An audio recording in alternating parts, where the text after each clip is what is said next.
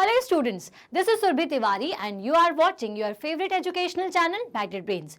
Well, हम start कर रहे हैं चैप्टर नंबर 2 जिसका नाम है डाइजेशन न्यूट्रिशन इन एनिमल्स, जिसका पहला टॉपिक मैं आपको पढ़ाने वाली हूँ जो कि है digestion in humans. Well, digestion word का क्या मतलब है? वेल, जो भी चीज़ हम खाते हैं, ठीक है, वो हमारी बॉडी तक पहुँचती है और उसमें जितने भी ज़रूरी न्यूट्रिएंट्स हैं या फिर जो भी ज़रूरी मिनरल्स हैं वो हमारी बॉडी के डिफरेंट पार्ट्स तक पहुंचना ज़रूरी होता है. अब आप कोई भी चीज़ जो है वो सॉलिड टाइप पे खाते हो, ठीक है. अब जैसे आप फॉर एग्जांपल चपाती ही खा रहे हो तो क्या आप डायरेक्टली उसको मुंह के अंदर डालेंगे वो पेट में जाएगी? नहीं. आपके मुंह से लेकर के, आपके माउथ से लेकर के, आपके टीथ से लेकर के आपका जो फूड पाइप है, आपका जो स्टमक है, वो सभी उस सॉलिड मटेरियल के ऊपर कुछ ना कुछ काम करेंगे, ठीक है. तो भाई हमारी बॉडी के अंदर ऐसी कौन कौन सी चीज़ें होती है जो सॉलिड पार्टिकल को क्या करती है, उस सॉलिड पार्टिकल को बहुत ज़्यादा छोटे पार्टिकल में कन्वर्ट करके उसके जितने भी ज़रूरी इंपॉर्टेंट न्यूट्रिएंट्स हैं उसको अलग कर लेती है, सारे मिनरल्स, प्रोटीन्स, फैट सबको अलग कर लेती है और जो वेस्ट है उसे बाहर निकाल देती है. तो हम आज उन्हीं सारे पार्ट्स के बारे में डिस्कस करने वाले हैं कि कैसे हम हमारे जो फूड है उसे अपने मुंह से लेकर के खाते हैं और कौन कौन सी चीजें क्या काम करती हैं. Okay, so we take in food through the mouth, digest and utilise it. जैसा मैंने आपको बताया कि हम हमारे मुंह से खाने को खाते हैं और उसको डाइजेस्ट करते हैं, और डाइजेस्ट करने के बाद यूटिलाइज करने का क्या मतलब हुआ कि जो भी न्यूट्रिएंट्स या फिर जो भी मिनरल्स है, जो भी अपने फूड के अंदर सारी ज़रूरी चीज़ें हैं जो हमारी बॉडी में है, उन सबको ये जो बॉडी है वो ऑटोमेटिकली एब्जॉर्ब कर लेती है, मतलब यूटिलाइज कर लेती है. The unused parts of the food are defecated. Well, जितना भी अनयूज्ड पार्ट है वो कहाँ चला जाता है? बाहर निकाल दिया जाता है हमारी बॉडी से. Okay, the food passes through a continuous canal which begins at the buccal cavity and ends at the anus. Well, देखिए, आप अगर इस डायग्राम को ध्यान से देखेंगे तो आपको यहाँ पर एक ऐसा पाइप जैसा नजर आ रहा है. दिख रहा है ये पाइप? वेल, ये पाइप क्या है? ये पाइप है फूड पाइप, ठीक है. ये जो फूड पाइप है ये क्या करता है? ये फूड पाइप हमारे माउथ से लेकर के कहाँ तक कनेक्टेड होता है? हमारे स्टमक तक, ठीक है. वेल, ये जो स्टमक, ये जो पाइप है, ठीक है, ये क्या करता है? ये खाने को हमारे पेट तक पहुंचाने का काम करता है, ठीक है. So the food passes through a continuous canal which begins at the buccal cavity. Well, buccal cavity जो है वो हमारे यहाँ वाले पोर्शन पे होती है, तो बकल कैविटी से शुरू होते हुए एनस तक ये चीज़ें सारी, ये जो पाइप है ये जाती है. वेल, अगर इस पाइप की बात करें ना तो इस पाइप में बहुत सारी चीज़ें होती है. पाइप में बहुत सारी चीज़ें होने का मतलब ये है कि जो पाइप है, जो कैनल है, उसमें बहुत सारे कंपार्टमेंट्स होते हैं, या फिर आप ये कह सकते हो कि ये अलग अलग जगहों से जुड़ी हुई होती है, ठीक है. तो चलिए स्टार्ट करते हैं कि भाई हमारी जो बकल क्या, जो हमारा फूड पाइप है वो कहाँ से शुरू होता है और किन किन पार्ट से कनेक्टेड होता है. उसके बाद हम ये देखेंगे पार्ट वाइज पार्ट कि कौन सी चीज़ क्या करती है और किस तरह से वो हमारे फूड को किस फॉर्म में कन्वर्ट करती है. क्लियर? तो चलो, सबसे पहले ये जो कैनल है जिसके बारे में मैंने बताई, जो हमारे माउथ से शुरू होती है. मान लीजिए आपने खाना खाया, वो कैनल में पहुंचा. अब ये कैनल कहाँ तक पहुंचाएगी और बीच में उसको कौन कौन से पार्ट्स मिलेंगे, चलो देखते हैं. तो सबसे पहले है बकल कैविटी, ठीक है. इस पोर्शन की बात करें तो यहाँ पर होती है बकल कैविटी. देन उसके बाद कौन सा होता है? फूड पाइप, जिसे हम कहते हैं ईसोफेगस, ठीक है. तो ये फूड पाइप जिसको आप ईसोफेगस कह रहे हैं, ये जो ईसोफेगस है, ये जो फूड पाइप है, ये कहाँ पर जाता है? देन ये जाता है स्टमक में. स्टमक में जाने के बाद ये ट्रांसफ़र हो जाएगा आपके स्मॉल इंटेस्टाइन में. स्मॉल इंटेस्टाइन के बाद इसमें होगा आपका लार्ज इंटेस्टाइन, ठीक है, जो कि एंड होती है रेक्टम पर, और आखिर में होता है एनस, ठीक है. चलिए, तो भाई ये रहा आपका स्टमक. आप देखेंगे कि यहाँ पर ये जो छोटी है ये स्मॉल इंटेस्टाइन है और ये जो बड़ी वाली दिख रही है ये है लार्ज इंटेस्टाइन, ठीक है. लार्ज इंटेस्टाइन जो है वो ख़त्म होती है रेक्टम में, जिसमें जुड़ा होता है एनस, जिससे आपका जो भी बचा हुआ फूड है वो डिफिकेटेड हो जाता है. क्लियर? तो आपको अभी इतनी चीज़ तो समझ में आई होगी कि हमारा खाना हमारे पेट तक कौन पहुंचाता है. तो ये जो फूड कैनल है वो पहुंचाती है, जो कि कहाँ से स्टार्ट होती है? Buccal cavity. But buccal cavity के बाद इस पोर्शन को हम ईसोफेगस कहते हैं. ईसोफेगस के बाद stomach, small intestine, large intestine, rectum and anus. तो क्या सिर्फ इतने ही पार्ट्स होते हैं? जी नहीं, और भी सारे पार्ट्स होते हैं जो हमारी पूरी डाइजेशन प्रोसेस में यूजफुल होते हैं, क्योंकि ये सीक्रेट करते हैं बहुत सारे ऐसे जूसेस, ठीक है, जो कि हमारे खाने को डाइजेस्ट करने के काम में आते हैं। ओके, चलिए तो फिर देखेंगे आगे, वो तो अभी आगे की बात है। जैसे मैंने आपको बताया कि ये सभी पार्ट्स पूरे सारे मिलकर के एक साथ डाइजेस्टिव सिस्टम बनाते हैं, या आप ये कह सकते हो डाइजेस्टिव ट्रैक्ट बनाते हैं। So these parts together form the alimentary canal, जिसको हम डाइजेस्टिव ट्रैक्ट भी कहते हैं। The food components gradually get digested as food travels through the various compartments. देखिए क्या होता है कि जैसा मैंने आपको बताया कि हर पार्ट का अलग अलग काम होता है, ठीक है। हर पार्ट जो है फूड पर अलग अलग प्रोसेस करेगा। कुछ हो सकता है सॉलिड को थोड़े से लिक्विड, आपके बड़े बड़े जो पार्टिकल्स हैं उन्हें छोटे पार्टिकल में कन्वर्ट कर दे। कुछ जो है उसमें कुछ ऐसे जूसेस को सीक्रेट करेगा जिससे कि हमारे प्रोटीन उसमें से निकले, किसी की मदद से फैट्स उसमें से निकलेंगे, ठीक है। तो वही जो अलग अलग पार्ट्स है, अलग अलग कंपार्टमेंट्स हैं, उन सब का अलग अलग काम होता है। ये जो हमारी स्टमक होती है, ठीक है, the inner wall of stomach and the small intestine and the various glands associated with the canal such as salivary gland, the liver and the pancreas secrete the digestive juices, ठीक है। ये सभी मिलकर के डाइजेस्टिव जूसेस, जिसके बारे में मैंने आपको बताया, ऐसे जूसेस को निकालते हैं जिसकी मदद से हमारा जो फूड है वो और आसानी से क्या हो सके, डाइजेस्ट हो सके, पच सके। तो कौन कौन से जो चीज़ें हैं जो कि इन डाइजेस्टिव जूसेस को सिक्रीट करने का काम करती हैं, तो अगर अपन देखें तो स्टमक की जो इनर वॉल होती है, ठीक है, और हमारी जो स्मॉल इंटेस्टाइन है, ठीक है, और बहुत सारी ग्लैंड्स, ठीक है, जैसे कि salivary gland, liver and pancreas, ये सभी मिलकर के जूसेस सिक्रेट करती हैं, जिसकी मदद से हमारा जो खाना है वो क्या होगा, पचेगा, बहुत अच्छी तरीके से डाइजेस्ट होगा। तो अभी तक मैंने आपको जो बताया उसके 2 पॉइंट याद रखिएगा कि हमारा जो खाना है वो कहाँ से कहाँ जाता है, वो जाता है बकल कैविटी से एनस तक। बकल कैविटी से लेकर के एनस तक पहुँचने में बहुत सारे पार्ट्स जो है वो काम करते हैं खाने को डाइजेस्ट करने में। हमारे पेट में या हमारे जो स्टमक होता है उसके अंदर और बहुत सारी ग्लैंड्स मिलकर के, ग्लैंड्स जैसे पैनक्रियाज हो गया, लीवर हो गया, ठीक है, ये सभी एक तरीके का जूस सिक्रेट करेंगे, जिसकी मदद से क्या होता है कि ये खाना जो है और आसानी से पच जाता है। इसको आप कैसे समझ सकते हो? मान लीजिए कि मैंने आपको दिया कुछ ऐसा सॉलिड पार्टिकल और मैंने कहा कि इसको बहुत अच्छी तरीके से मैश कर दीजिए। मान लीजिए कि आपको मैंने कुछ लीव्स दी हुई हो, मैं आपसे कह रही हूँ कि भाई इसको बिल्कुल घोल दो, आप इसको बहुत अच्छे से एकदम पीस दो। तो आप क्या करोगे, उस पर कुछ ऊपर से आप उस पर इस तरह से प्रेशर लगाओगे, मतलब उसको सबसे पहले च्यू करोगे।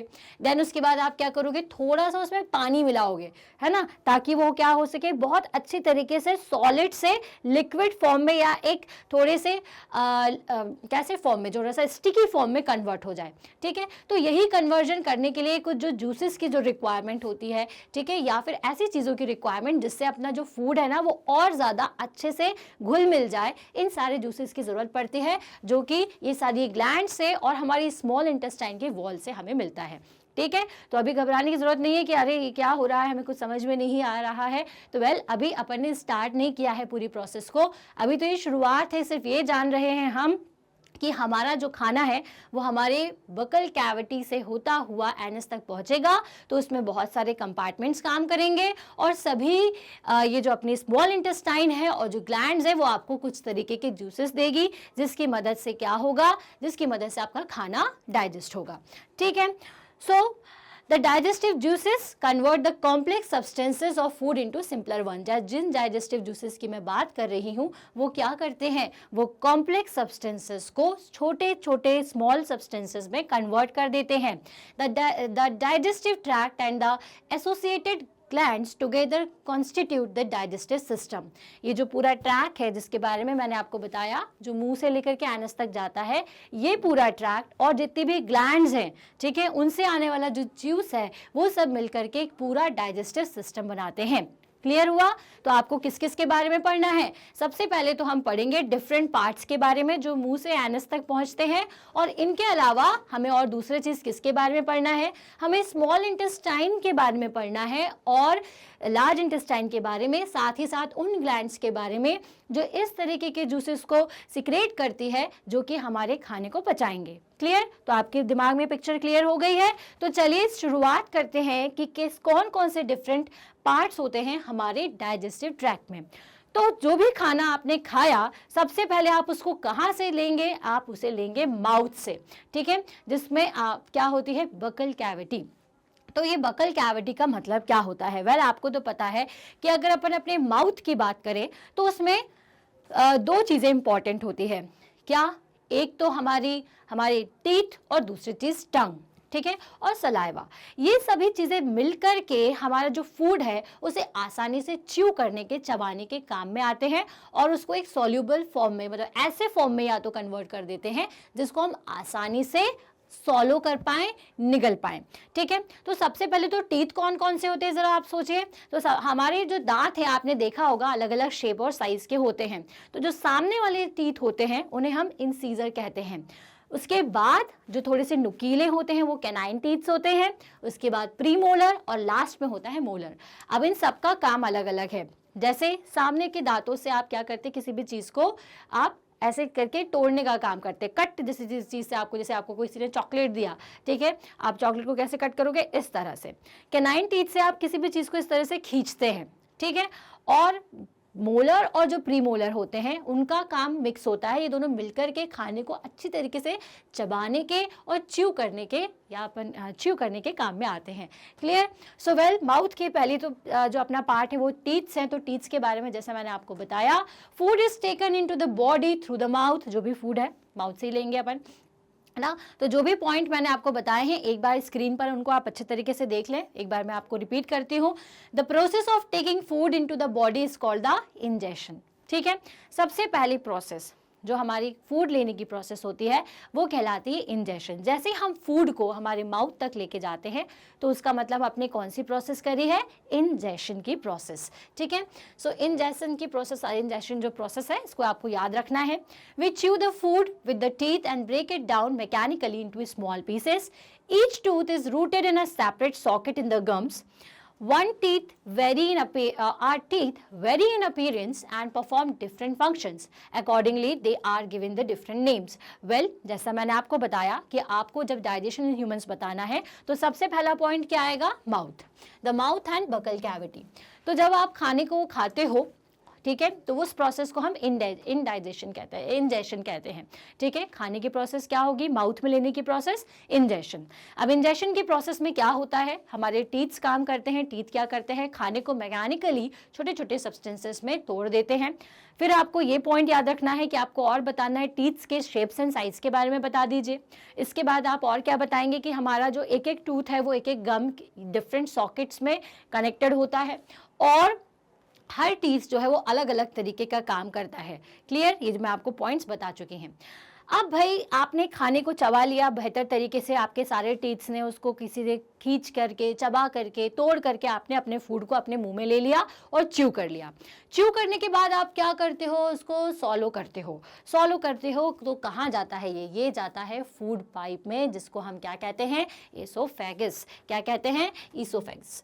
So the swallowed food passes into the food pipe और ईसोफेगस। जैसे आप ये डायग्राम में देख पा रहे हो कि आप जो भी खाना को निगल रहे हो वो इस तरह से ईसोफेगस में जा रहा है।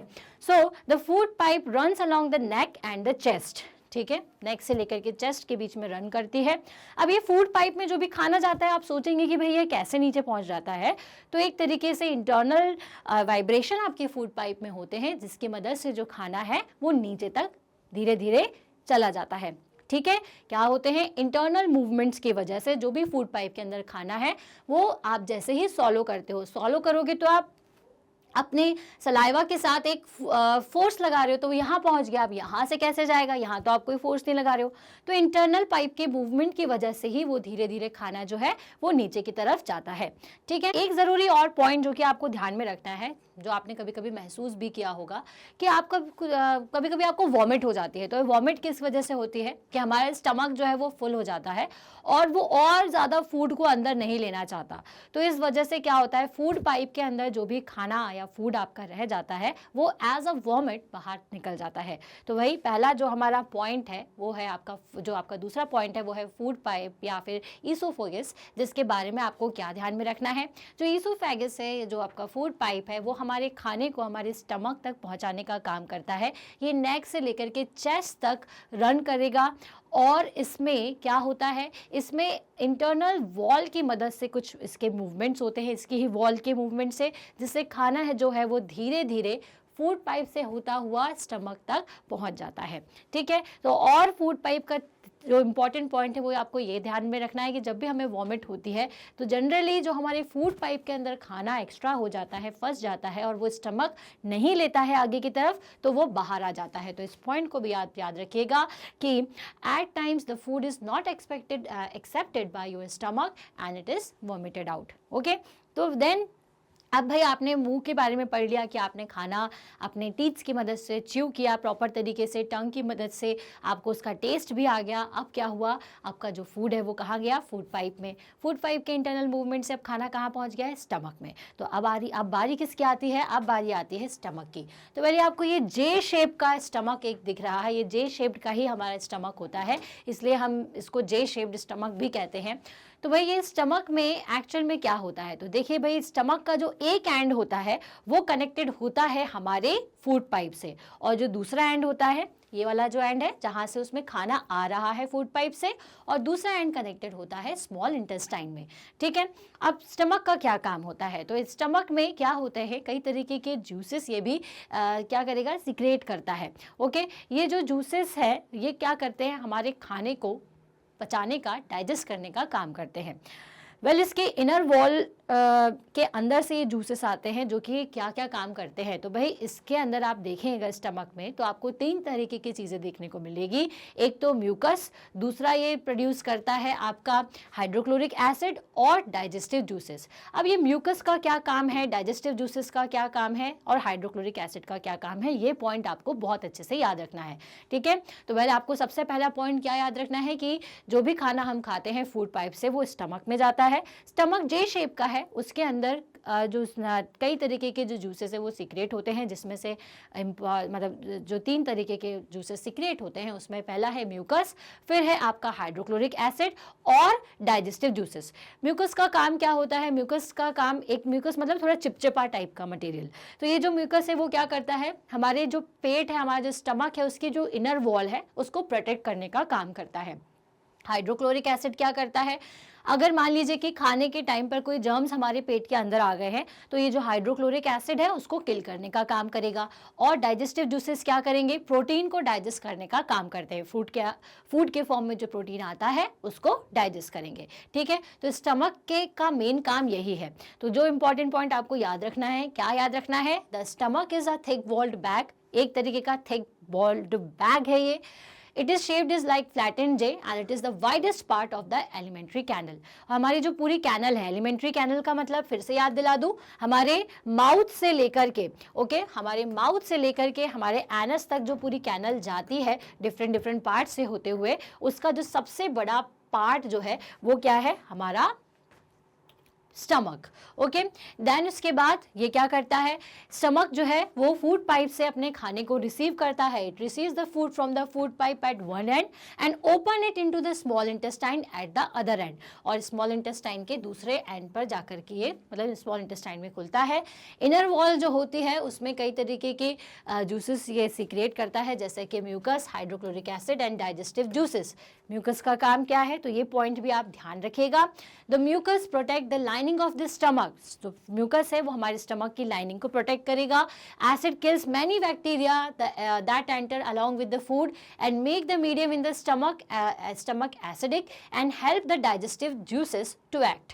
ओके, सो भाई ये जो स्टमक है उसमें हाइड्रोक्लोरिक एसिड होता है जो कि क्या करता है, हमारे फूड को डाइजेस्ट करने का काम करता है। लेकिन ये एसिड जो है ना जब बढ़ जाए तो हमारा पेट जो है वो दर्द भी होने लग जाता है। आपने सुना होगा कि कई बार हमें एसिडिटी हो रही है तो वो एसिडिटी इन्हीं एसिड्स की वजह से होती है जो कि हमारे खाने को पचाने का काम करते हैं। लेकिन अगर आपने कुछ ऐसी चीज़ खा ली है जिसकी वजह से ये जो एसिडिक कंटेंट है, हाइड्रोक्लोरिक एसिड जो है वो अगर थोड़ा बढ़ जाए तो आपको वो थोड़ी सी परेशानी का कारण बन सकता है, आपका पेट भी दर्द कर सकता है।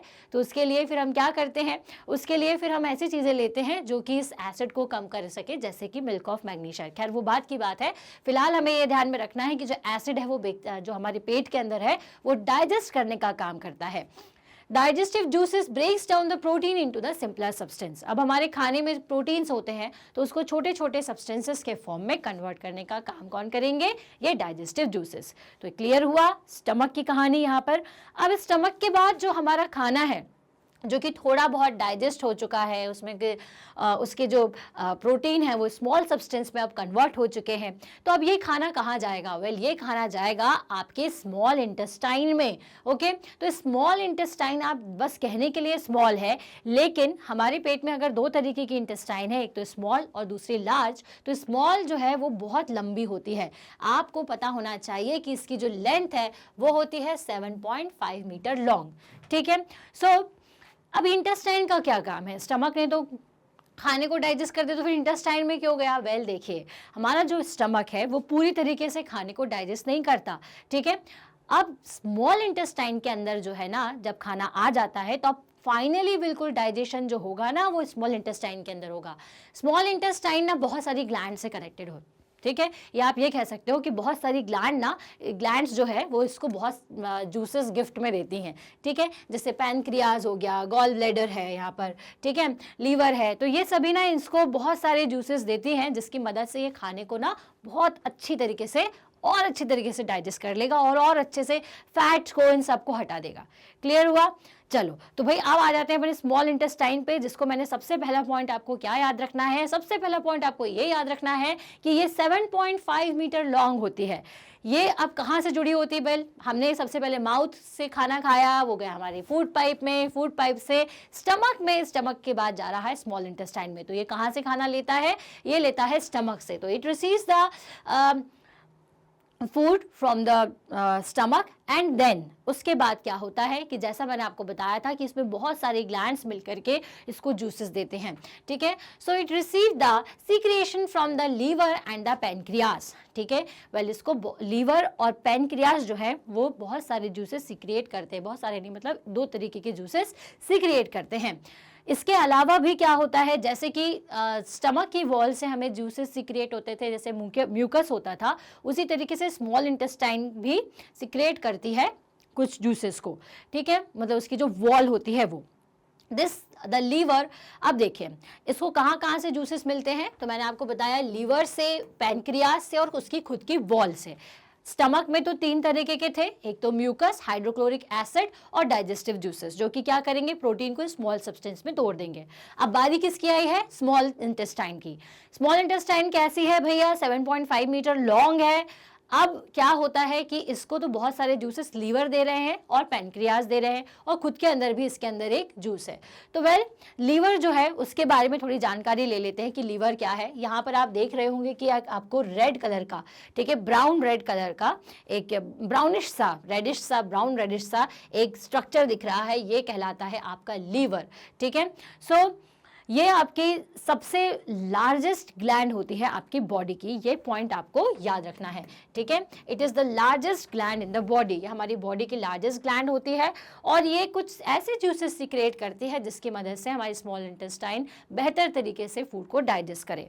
ओके, सो भाई इसके पास ना एक छोटा सा बैग होता है, ठीक है, जिसके अंदर होता है बाइल जूस।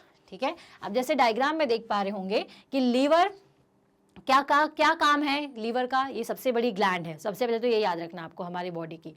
देन उसके बाद ये एक जूस को भेजती है हमारे इंटेस्टाइन के अंदर। ठीक है, वो ये जूस को रखती कहाँ है ये लीवर, तो ये रखती है इस छोटे से पैक के अंदर जो कि होता है गॉल ब्लैडर।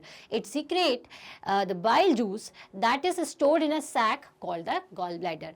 ठीक है, ये क्या करती है, ये सीक्रेट करती है बाइल जूस को जो कि एक गॉल ब्लैडर के अंदर स्टोर होता है।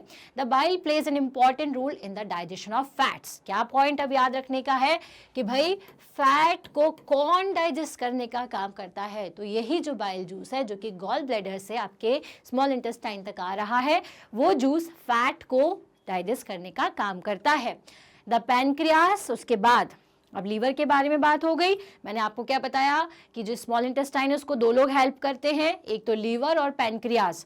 तो लीवर ने तो क्या कर दिया, लीवर ने दे दिया उसको बाइल जूस। बाइल जूस ने क्या किया भाई, बाइल जूस ने जो खाना था ना उसके अंदर के फैट को मार दिया, ठीक है, डाइजेस्ट कर दिया उसको। उसके बाद पैनक्रियास क्या करता है, तो पैनक्रियास देख रहे हो यहाँ पे एक सुंदर सा एक ऐसा कलर्ड क्रीम कलर्ड का आपको एक डायग्राम दिख रहा होगा, तो ये होता है आपका पैनक्रियास।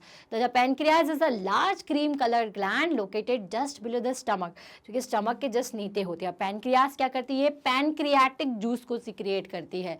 ठीक है, तो पैनक्रियाटिक जूस क्या करते हैं, फिर उसने दिया बाइल जूस, इसने दिया पैनक्रियाटिक जूस, तो भाई उसके बाइल जूस ने क्या किया, फैट को खत्म किया। अब ये पैनक्रियाटिक जूस क्या करेगा, तो पैनक्रियाटिक जूस जो है वो कार्बोहाइड्रेट्स पर, फैट्स पर, प्रोटीन्स पर, इन सब पर काम करता है। क्या काम करता है, उनको और सिंपलर सब्सटेंसेस में और छोटे छोटे पार्ट्स में, पार्टिकल्स में डिवाइड कर देता है और छोटे सब्सटेंस में तोड़ देगा।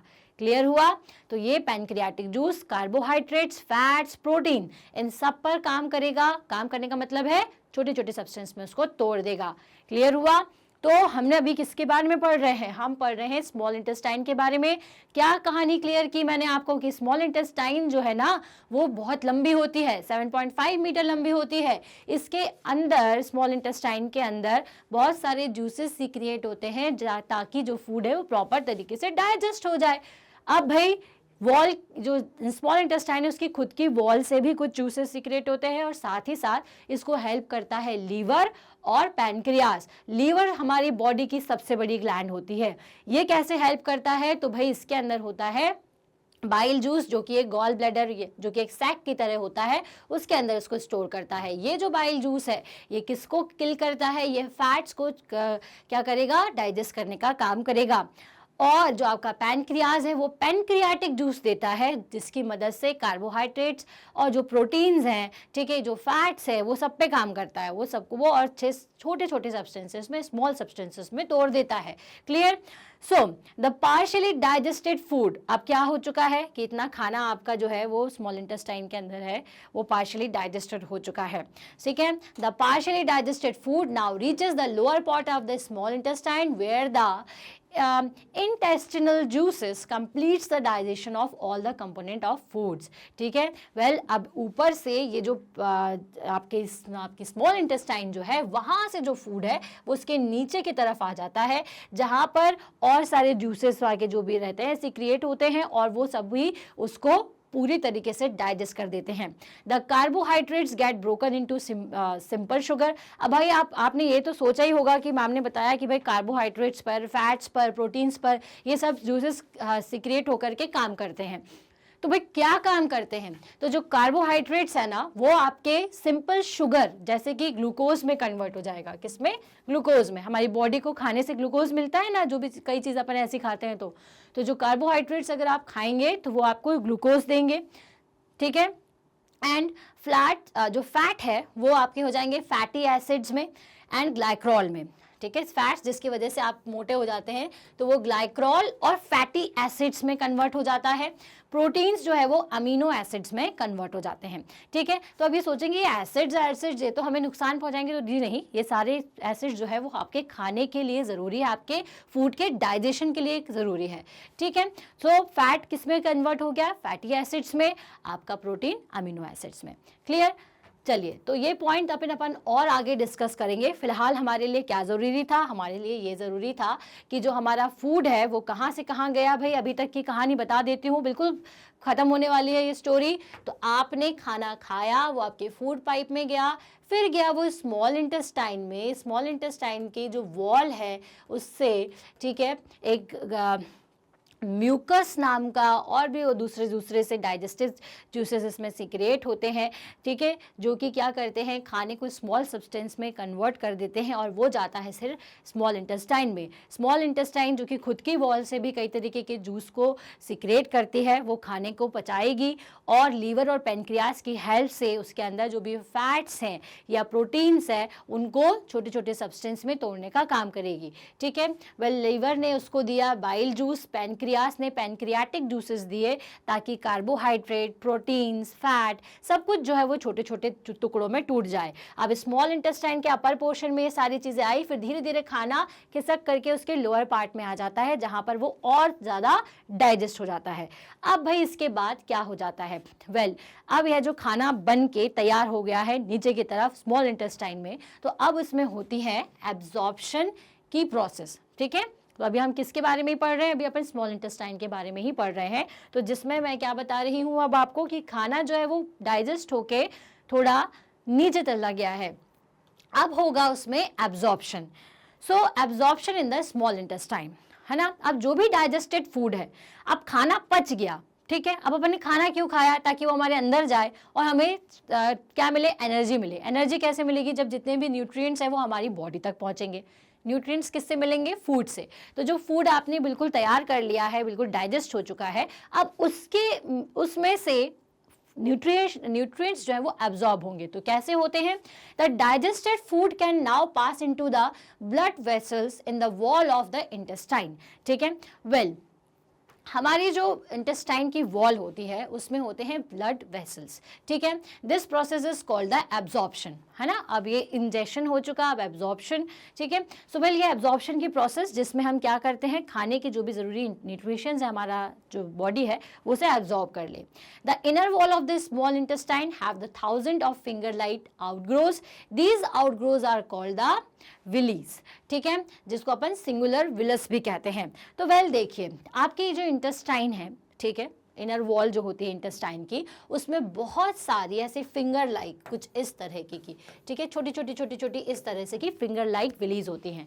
अब ये विली क्या करेंगी, तो ये विली क्या करती है, ये विली काम करती है कि जो भी अपना सरफेस एरिया है, ठीक है, किसका, आपके स्मॉल इंटेस्टाइन का, उसको बढ़ाने का काम करती है। अब जैसे ये दो चीज़ें इस बीच में पाइप में है, ठीक है, तो क्या होगा, इस तरह से अगर मैं किसी पाइप के बीच में से फिंगर लाइक स्ट्रक्चर को अंदर डालती जाऊं तो वो पाइप क्या होगा, थोड़ा सा चौड़ा हो जाएगा।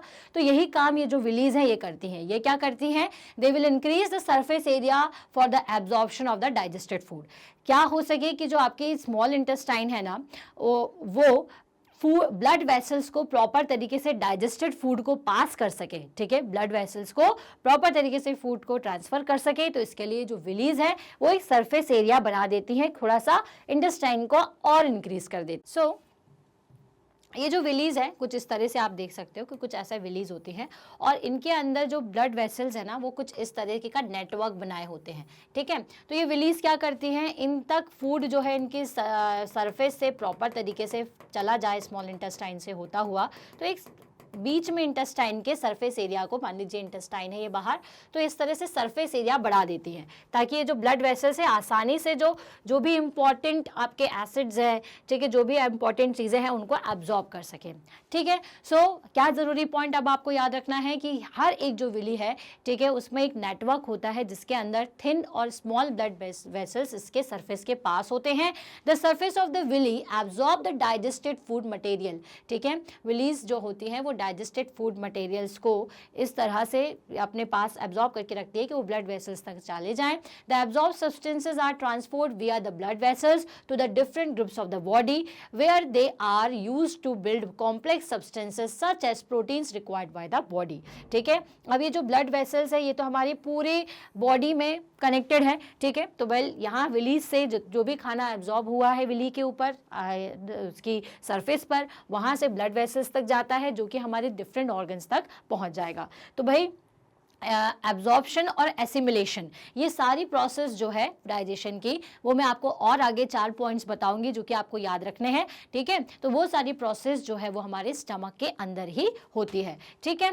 सो अब क्या होता है कि भाई ये जो प्रोसेस है जिसमें हमने खाने को एब्जॉर्ब किया, किसने, विलीज ने, और पहुंचा दिया ब्लड वेसल्स से हमारी बॉडी तक, तो उस प्रोसेस को हम एसिमिलेशन कहते हैं। तो जो डाइजेशन की प्रोसेस है ना, सबसे पहले इंजेशन, फिर उसके बाद अंदर गया तो एब्जॉर्प्शन हुआ, एसिमिलेशन हुआ, अब आखिरी में होता है इजेशन, जो कि कहाँ होता है, जो इजेक्शन होता है आपके लार्ज इंटेस्टाइन में। तो अब ये जो खाना है ना वो अब कहाँ जाएगा, अब आपके लार्ज इंटेस्टाइन में। तो कैसे, उससे पहले दो जरूरी पॉइंट, वो क्या है, in the cell glucose breaks down with the help of oxygen into carbon dioxide and water and energy is released. ठीक है, अब जो भी ब्लड वेसल से हमारा जो शुगर है, जो ग्लूकोज है, वो क्या में कन्वर्ट हो जाएगा, वेल ग्लूकोज जो है वो हमारी ऑक्सीजन में, कार्बन डाइऑक्साइड में और वाटर में कन्वर्ट हो जाता है। ऑक्सीजन की हेल्प से कार्बन डाइऑक्साइड और वाटर प्रोड्यूस करता है और एनर्जी हमें मिलती है ताकि हम कार्बन डाइऑक्साइड बाहर निकालें और ऑक्सीजन को और लें। क्लियर हुआ कि कार्बन डाइऑक्साइड कैसे बनेगा? तो वेल आपको तो पता है कि हमारी ह्यूमन बॉडी के अंदर कार्बन डाइऑक्साइड जो है वो बनती है, जो कि हम रिलीज करते हैं। तो क्या होता है कि जो भी ग्लूकोज होता है ना हमारी बॉडी के अंदर, वो कार्बन डाइऑक्साइड प्लस पानी में ऑक्सीजन के साथ मिक्स होकर के, ऑक्सीजन के साथ रिएक्ट होकर के कार्बन डाइऑक्साइड और पानी निकालता है, जिसको हम बाहर रिलीज करते हैं और हमें एनर्जी मिलती है। The food that remains undigested and unabsorbed entered into the large intestine. Well अब जो भी फूड था जो कि आपकी स्मॉल इंटेस्टाइन में था, उसमें से जितनी भी चीज़ें एब्जॉर्ब होनी थी वो विली ने अपने सरफेस पे लेकर के ब्लड वेसल्स तक, हमारी बॉडी तक पहुंचा दी। अब जो अनडाइजेस्टेड फूड है वो कहाँ जाएगा भाई? अनडाइजेस्टेड और अनएब्जॉर्ब फूड है लार्ज इंटेस्टाइन में जाएगा। अब लार्ज इंटेस्टाइन क्या होती है भाई, उसके बारे में दो तीन चीज़ें बस ज़रूरी जानने के लिए, वो ये है कि ये 1.5 मीटर लॉन्ग होती है, स्मॉल इंटेस्टाइन से छोटी है। ओके, अब जो भी बचा हुआ खाना है जो आपका कहाँ चला गया? लार्ज इंटेस्टाइन में। तो लार्ज इंटेस्टाइन क्या करती है, उसका जितना भी वाटर और सॉल्ट है ना उसे एब्जॉर्ब कर लेती है, फिर उसको रेक्टम में क्या कर देती है? स्टोर करती है, जो कि एनस की मदद से टाइम टू टाइम रिलीज होता रहता है। ओके, तो क्या जरूरी पॉइंट आपको लार्ज इंटेस्टाइन के लिए याद रखना है? Large intestine is a wider and shorter than small intestine. चौड़ी तो होती है लेकिन छोटी होती है। ठीक है, देखिए चौड़ी दिखती है लेकिन इसका जो साइज है वो स्मॉल इंटेस्टाइन से छोटा है। स्मॉल इंटेस्टाइन अंदर ही थोड़ी खिचड़ी बनाई हुई रहती है, वहीं के वहीं लपटी हुई, तो इसलिए आपको लगता है कि अरे थोड़ी सी जगह में है, लेकिन बहुत लंबी होती है, 7.5 मीटर। तो जो जरूरी पॉइंट्स आपको ध्यान में रखने हैं वो ये है कि the large intestine is wider and shorter than small intestine. It is about 1.5 metre long. Its function is to absorb water and some soil from undigested food material. The remaining waste then passes into rectum and remain there as a semi-solid feces. Semi-solid feces की तरह rectum में store रहता है. This fecal matter is removed through the anus from time to time. This is called the ejection. ठीक है, eject करना या जैसे होता है ना बाहर फेंकना, तो होता है ejection. So भाई ejection की प्रोसेस आपको समझ में आ गई होगी, I hope. So इस तरह से हमारा जो पूरा डाइजेशन सिस्टम है वो खत्म होता है। आपको बस 4 जरूरी पॉइंट याद रखना है, और वो जरूरी पॉइंट क्या है, चलिए वो मैं आपको बता देती हूँ। पहली चीज की जो प्रोसेस होती है वो होती है इंजेशन की। ठीक है, कौन सी प्रोसेस? इंजेशन। सो इंजेशन की प्रोसेस मतलब मुंह से आपका फूड को लेना, और उसके बाद जब तक वो स्टमक तक ना पहुंच जाए, स्टमक के बाद स्मॉल इंटेस्टाइन में पहुंच के डाइजेस्ट हो जाए, उसके बाद कौन सी प्रोसेस होती है डाइजेस्टेड फूड के साथ? एब्जॉर्प्शन की। ठीक है, एब्जॉर्प्शन और एसिमिलेशन। दूसरी कौन सी होती है? एसिमिलेशन। एब्जॉर्प्शन का मतलब होता है, ठीक है, इजेशन तो समझ में आ गया आपको, इंजेशन। अब एब्जॉर्प्शन मतलब खाने से सारे जरूरी चीजों को एब्जॉर्ब कर लेना, जो कि विलीज की सरफेस से ब्लड वेसल से होते हुए हमारी बॉडी तक पहुंच जाए। ठीक है, वो एब्जॉर्ब करना, और जब ब्लड वेसल से बॉडी तक पहुंचता है तो उसे बोलते हैं एसिमिलेशन।